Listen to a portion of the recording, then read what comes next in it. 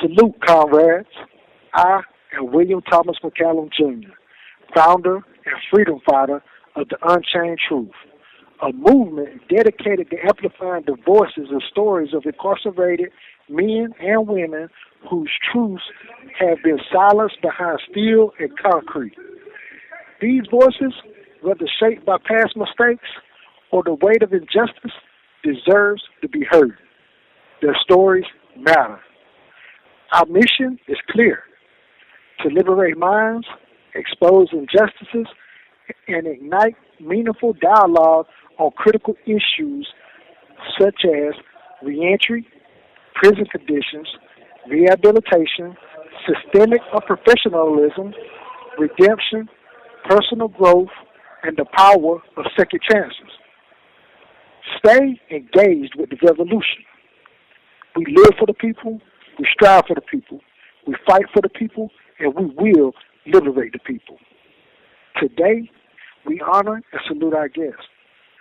Let your voice resonate, your truth be spoken, and your mind be freed. We have nothing to lose but our chains, and that is the unchained truth. Your time is now. Let's seize this moment. So to our guests today, thank you in advance for being open, honest, and courageous. This is your space. Your voice matters here. Let's begin. What's your name, your opus number, and where are you from? Name is Travis Williams. Opus number is 0445362. And I was born and raised in Fayetteville, North Carolina. What were you convicted of? And how much time did they sentence you to? I was convicted of a first-degree murder and sentenced me to life without parole. So how long have you now been incarcerated? I've been incarcerated now since 2000, which was 25. This call is from a North Carolina correctional facility.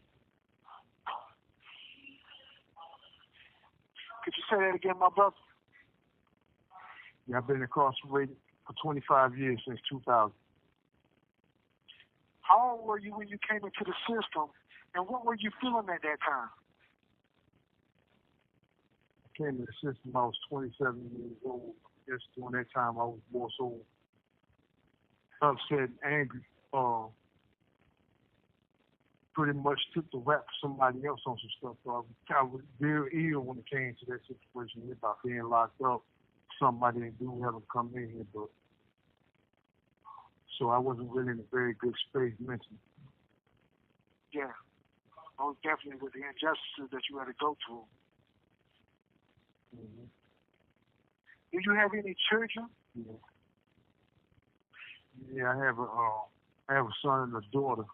We live in Rouse County, North Carolina stuff. Their ages is 25 and 26. Okay. What are their names? My daughter, her name is Jordan. Son, his name is Caleb. How does it feel being physically absent from your children's lives? Yeah, that's really a hard part. Situation I'm in, their mother decided to strip them away from me and stuff. So that was very difficult. And then, even on top of that, I had to put a whole bunch of mess in their minds and their brains and stuff. So that kind of caused them to turn against me. So that's very extra difficult, trying to navigate through the situation. Kids having something against me that was instilled in them from the very people, you call yourself trying to protect, if you feel what I'm saying. Yeah, I can definitely understand that, my brother. You know what I'm saying? Just keep your faith and hope alive, man. Love can always override hate. You hear me? Most definitely. Do you have anyone in society who supports you? Yeah, right now I have one person in particular who supports me, and that's my wife, Loretta. Right now she's been the ride or die, hands down, one that's really been sticking by me, that's really been supporting me, keeping me anchored and making sure that I know I'm loved and that I'm supported. That's right. Is there anything you would like to say to her right now? Yeah, just thank you, for standing through the situation. I know you didn't have to. Thank you for being out there in the society, in the public, doing what you do to try to bring awareness to the situation with women and children, and helping to push the cause for change inside this prison system. So I just appreciate everything that you've done, everything that you're doing. And just know that you're greatly appreciated. That's right. Mr. Travas Williams, tell us about your childhood. What experiences, traumas, or conditions that shaped your path? Well, I grew up in the foster system. I was the product of abuse, so grandmother took me young. Mother was in and out of my life, but mostly raised family member to family member. And finally, until I got put in the foster system. So that was kind of a very discouraging thing on a lot of different levels. So I guess for me, how it shaped me now, I've actually changed a lot since, over the years and stuff, but it had me very angry and bitter toward people. It had me kind of despondent when it came to dealing with people. Really didn't have time for a whole lot of BS with people. It just really got me to the place of where I became passive, but at the same time became very aggressive and combative. Poor people, you just don't know who to trust. So I kind of had to keep a guard up somewhat to people. Yeah. What did you want to be growing up? Really, man, I really wanted, music has always been my passion. I've been playing piano since I was 6. I've been singing along with that. So music was my passion. As long as my grandmother was alive and stuff, so we started to cultivate that gift when she passed. This call is from a North Carolina correctional facility. It just kind of fell by the wayside because we didn't want nobody really trying to help me cultivate anything. And then plus moving around kind of made that difficult.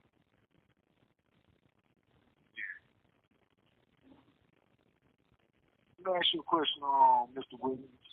Have you lost any loved ones since being incarcerated? Oh, yeah.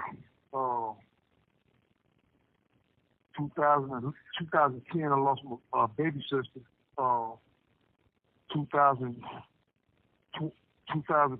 September 2021. September the 10th, actually, I lost my other sister. 2015, 5 days later, my mother passed away. 2023, lost my father. Then last October, I lost an aunt that was real close to me. This call is from a North Carolina correctional facility. Taking a lot of losses on that process. Yeah. Yeah, I'm sorry for your losses, my brother. You know what I'm saying? Oh, yeah. Pardon my language, man. How do you deal with that grief, and that trauma while being behind the walls? Really, man, I just take the lemons and make lemonade out of it. Artist, because I draw. Plus being in school, I just take the energy. Because I know prior, like coming up before she died, my grandmother was the one person who really supported me and loved me. So everything I do, I just kind of do in her stead. And I just kind of make sure that whatever I do, I dedicate to her. So that helps me keep myself from being and getting in trouble or processing that bad energy the wrong way, So it just keeps me anchored and stuff like that. I just take everything out, my artwork, put my emotions to like my poetry and stuff like that. So I try to have certain other outlets I use to keep myself, centered, That's right. That's right. What has your prison experience been like? Once I stopped getting in trouble and stopped, getting back and forth from the hole, it's been up and down mostly. I really can't stand some of the conditions we're subjected to behind this wall. But for the most part, it's been enlightening and it's definitely been a strengthening for in terms of dealing, learning who I am and learning my tolerance level, and learning what I can take and what I can and can't tolerate. But more so, it's kind of helped me to become a little bit better as far as dealing with individuals, period, because you deal with so many different personalities behind the wall. Yeah. So at first it broke me, but then when I got to the point where I realized, that I control the situation don't control me, I started allowing it to make me. When I say make me, not so much in a bad way, but it caused my thinking to change toward the situation and toward, how we respond to situations, That's right. That's true strength, bro, to be rehabilitation right there, my brother. Mm-hmm. What does an average day on the inside look like to you, my brother? Well, being that I'm a student, taking a bachelor's degree in pastoral ministry with a strong emphasis on counseling through Judson College and stuff. So on an average day, I'm up at 7 o'clock every morning preparing for school 8:30. So we have classes. We have actually within our junior semester. So we have class on Mondays, Wednesdays, and Thursdays. So I get up, go there on the days I don't have class. I have study hall. When I'm not in school, I'm here either studying, of course, or drawing, connecting with family. And when I'm not there, I'm out there basically in the field talking to brothers, kind of doing intervention work, right here within the block with the guys who may be dealing with their own issues, whatever level. So days are pretty much full. I don't really have time to sit back and eat better vitamins, That's right. What's something people on the outside would never understand about prison life? Well, you'll never understand how stressful it is, how much stuff that you have to put up with in the daytime. You hear a lot of people that think that we just sitting up in here, that eating and watching TV or just laying in a cell, reading books and stuff, and that's not what the situation is. We have to deal with so much different stress on different levels throughout the day, on top of dealing with the stress of not being able to be there for our loved ones and stuff. So a lot of people wouldn't understand exactly how much we have to deal with emotionally, on a day-to-day basis. That's right. Have you witnessed or experienced injustice, abuse, or unprofessional behavior from staff and administration? Oh boy! I mean, I've never been physically assaulted or beaten by the police, but as far as you have 60 seconds remaining. Hold on, excuse me, my brother, before you answer that question. If you will, please hang on, call right back. The Unchained Truth will continue. Back to the Unchained Truth with my brother and comrade, Mr. Travas Williams. If you will, my brother, please continue to answer the question on what you witnessed as far as injustice, abuse, or unprofessional behavior for staff or administration goes. Well, and I just have to point the situation out right here that, as a black man, we've always been trained to think that the white man is the enemy, that the white man is the one that's doing it, the white man is doing that. Wow. The white man had his hand in what he did back in the day. Right now, the things that we go through as a black people, are direct results of ourselves, so you can't really blame anybody. So the black staff members in here, they're constantly coming in here like they have something to prove. These are the ones that are mainly that are trying to oppressive tactics on us every day, whether it's coming in here taking something from us or provoking us or coming in and talking down to us.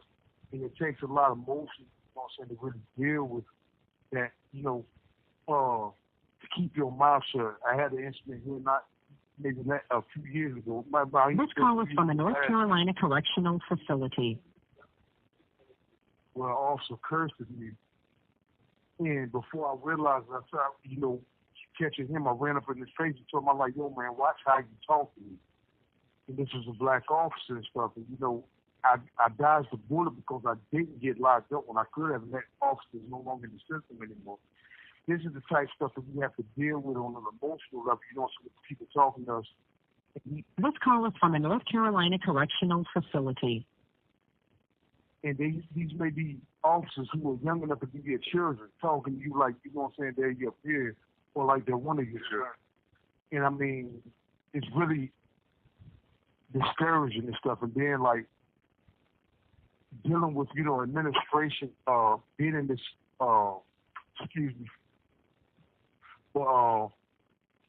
being in this program, you'll be surprised at the abuse that we take, some on a psychological level with them coming in, messing with the computers because they feel like we have access to too much stuff, or when we're done with what we have to do, coming in, making it difficult for us to really get things done like we're supposed to. And we're doing something not only to make a change, but something that helps them out. So, it's just a frustrating situation all the way around to have to deal with that kind of level of abuse or that level of disregard for the fact that people really trying to rehabilitate themselves. I speak up for a lot of things, so they really don't like me too much.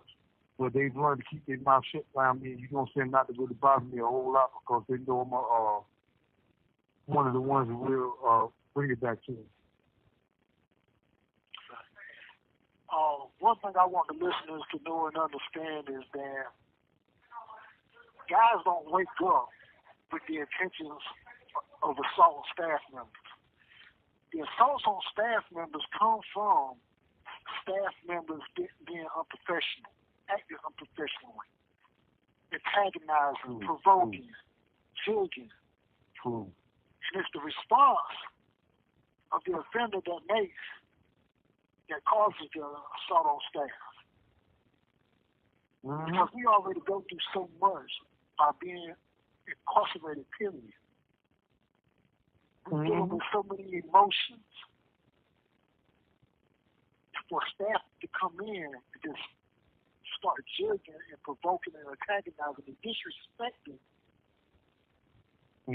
one of us, this is what causes assaults on staff. Guys don't wait with that on their mind. Look at it this way right here, man. If you out there in the backyard of your grandmother's house, then wash for it and that nest ain't bothering you, and you throw rocks, you get stoned.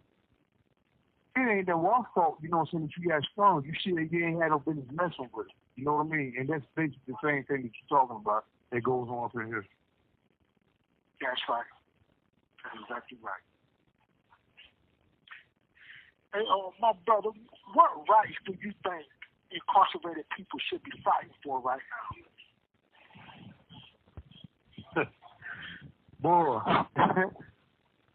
I can put a whole laundry list about that right there, but I think the number one right that we need to be fighting for is our right to be rehabilitated, our basic human rights, to be treated with dignity and respect and not being treated as things or objects and stuff. And I think that once they get past the point of treating us like things and objects, then you can really start seeing some real rehabilitation take place.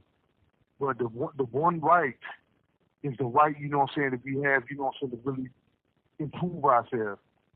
And I know that kind of sounds crazy, but the truth be told, a lot of times it's difficult to really move towards rehabilitating ourselves when these people feel like we don't have any rights to do this. That someone feel like if it was up to them, we'd be locked behind the door and nothing else stuff that we have no right. So I think the first thing people need to understand is that we're human beings. We made mistakes, but we're no different than them. The only difference between us is the fact that, one, they may have got a little bit more grace than what we had, even though we still end up getting our grace. But they had a little bit more grace, than what we have in terms of seeing the inside of a jail or seeing the inside of a cop car, whatever the case may be, as a defendant, you know. But I think that, you know, so that needs to be the first thing you understand, that regardless of what we're in here for, we're still human beings. And our right to be a human should be the first one. Well, if you had the chance to speak to lawmakers or the public, what would you want them to hear? Well, first thing is that we're not partisan around environment, we're partisan about choice. But you still have to understand, you know, some of those environmental factors that go into play in helping people decide, helping people, you know, make the choices that they do. Instead of walking around here trying to figure out ways to get tough on crime and lock us up, you need to kind of look more toward real interactive and practical rehabilitative programs. Really this call is from a North Carolina correctional facility. The first question that needs to be asked as a politician, what motivates them to do the things they do? You have those social factors, you know, what you call the economical factors. Then you have those mental health factors and stuff. People really need help and stuff, and you know, to deal and cope. Everybody doesn't have, you know, the ability to be able to just take a walk up the street and just. This call is from the North Carolina correctional facility. Some people need a more extensive, you know, rehabilitative package to kind of help them to get themselves to the place where they can maneuver. And I don't think that the government, you know what I'm saying, takes enough time or places enough care in that right there. For them, it's more like, excuse me. To them, it's more, we're more about money. We're money out, you know. We're means to an end, if you will. Yeah, excuse me. But You're okay, bro. You're okay.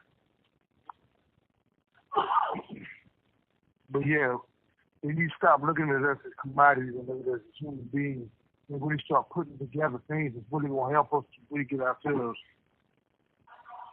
in the position to really move towards true rehabilitation. This program that I'm in is a very good program because it sets you up with a bachelor's degree. Now, if you can integrate that into society, economic standards, you know what I mean, or that aspect of it. Now, from that only point, you know what I'm saying, that also through this program, we're dealing with the mental health factors and stuff because we're taking classes like neuroscience and behavior, taking counseling classes, you know, learning how to, you know, how to deal with people who have behavioral issues and stuff. So, utilize these programs as more than just putting us on another prison yard to go minister to other guys behind here, too. That's one aspect of it. But also put us into society, you know what I'm saying, to help us be able to go reach out to the guys who might be in the trailer parks or the projects or the rural housing areas and stuff like that. You know, so that's what the government needs to be focusing on. They're trying to look at us like we're things, putting us out, locking us up, not really giving us nothing, you know what I'm saying, to really do for ourselves. So if they do, they're not utilizing those mechanisms or tools to set us back up to go back out in that society and to really utilize that. So that's what I will have to say to the government. That's the unchained truth. I want you to enlighten us, my brother, on who you are today. How is that different from who you were when you came in this system? Well, I've definitely changed. There's a big difference between the 27-year-old version and me and the 52-year-old version of I'm not going to say that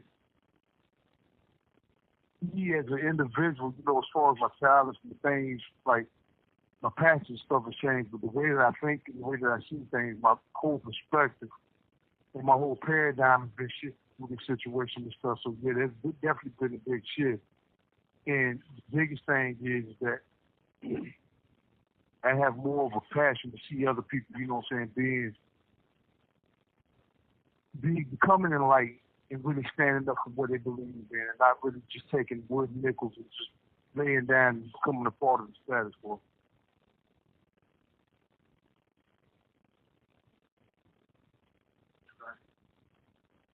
Was there a turning point in your mindset or growth while you been incarcerated?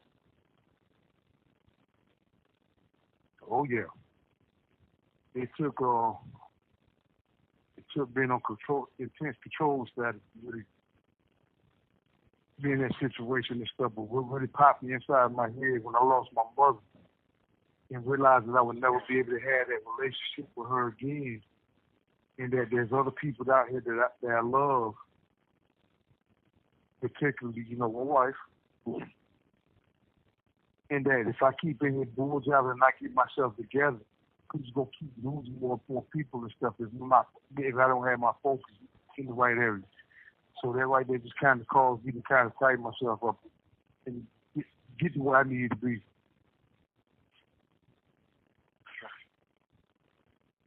What have you done to grow, reflect, or change? Well, first of all, like I told you, I had to change the way I think. Hold up. Then I had to really get to the situation, really get to the place in my life of really taking advantage of every tool possible around me to be able to get myself together, from reading books, changing what I read, changing the things that I looked at on TV, changing the people I allowed to be in my circumference, changing things I allowed to pass through my ears. But most importantly, going back to what I said, changing how I thought about things and the thoughts that I allowed to enter my mind. And more importantly than that, the things that came out of my mouth and my mind. You have 60 seconds remaining. Yeah, that's definitely very positive, my brother. If you will, bro, will you please hang on call back so we can continue this? The Unchained Truth will continue. The Unchained Truth continues with my brother, Mr. Travas Williams. Bro, I'd like you to give a message to the youth right now.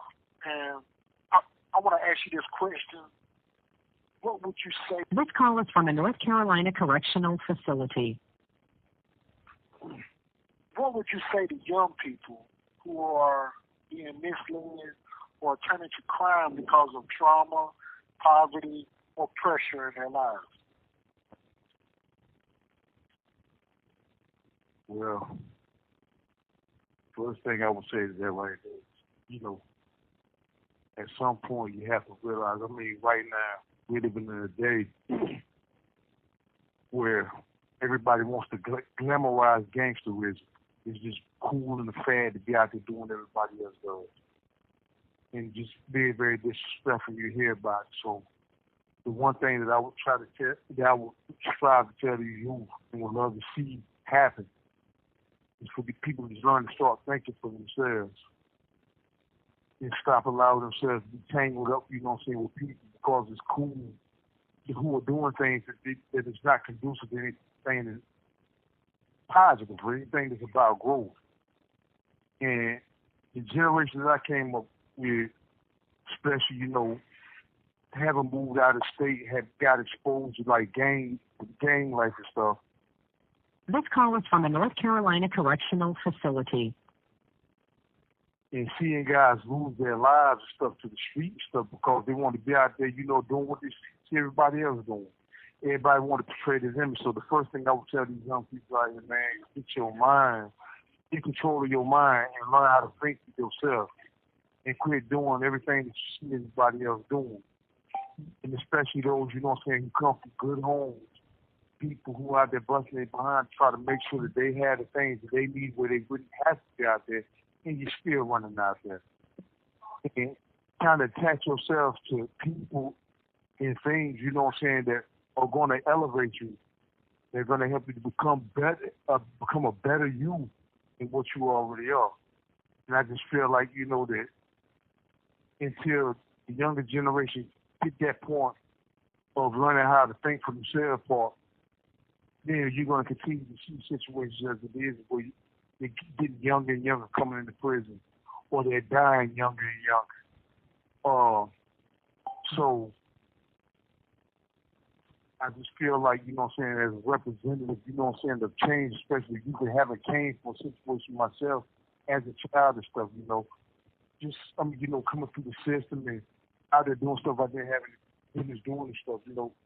But you have to kind of get control of your mind. Learn to think for yourself. Stay away from the lanes out there who call themselves your boy and stuff, you know what I'm saying, or your fan, you know what I'm saying, who ain't really showing you other than the fact, you know what I'm saying, give more tools to destroy yourself because of what you're doing. And you're doing it because you feel like it feels good to get you there. That's the one thing I got to say to all the young people, men and women. And women, let me say this here for the young women out there. And y'all got to pull it together. Because women are going harder than the men nowadays. It seems like, you know what I'm saying, we're trying to glamorize the gangsterism in the music and stuff. Respect yourself, because a lot of women, our foremothers especially, they pay the way to put you in a position, you know what I'm saying, to where you could be the beacons of this community and help bring this generation to where it need to be at. So I think that especially the black female, until the black female really get their mind straight and stop allowing dudes who are corrupted, you know what I'm saying, to corrupt them and get back to who they true essence of. The community that we live in is going to continue to be, because they are the pinnacles of, the pillars of the community and the backbone of the family. So that's for the younger black women. Get back to the essence of who you are, queens, and not doggone hoes and the B words and all that stuff right there. Get back to who you are. That's right. With all you've been through in life, bro, with all that you've been through in life and everything that you're going through right now with being incarcerated, what does a second chance in society mean to you? Sure.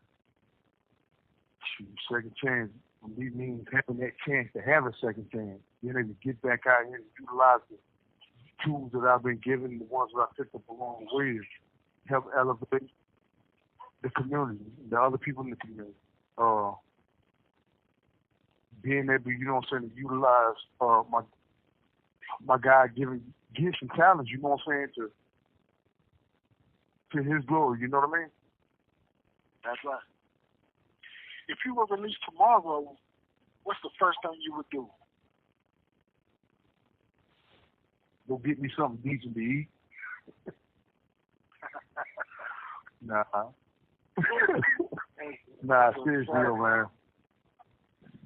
The first thing I would do, man, you know, really, once I take care of all the normals and the usuals, stuff like that, just go out there in the community, man, and make my rounds, you know, kind of introduce myself gradually, you know, kind of get people used to me, especially younger guys, and begin to start reaching out to them, and helping to pull them up and showing them who they are, helping them to tap into their gifts and their talents, show them that, you know what I'm saying, there's more in life than you walk around holding a ratchet, your dog on pants, your pants elastic and stuff, you know, walk around here acting stupid, and really, you know what I'm saying, really bringing an impact, helping them understand. This call is from a North Carolina correctional facility.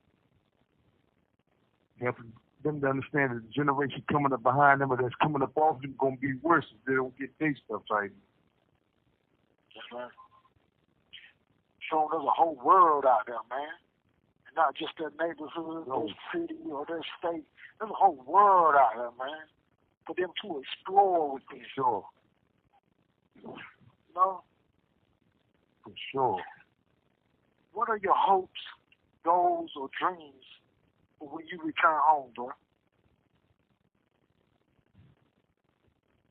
Man, the first hope and goal, you know what I'm saying, honestly, man, is that God to give me the ability to be able to see my freedom alive and to be able to go out here and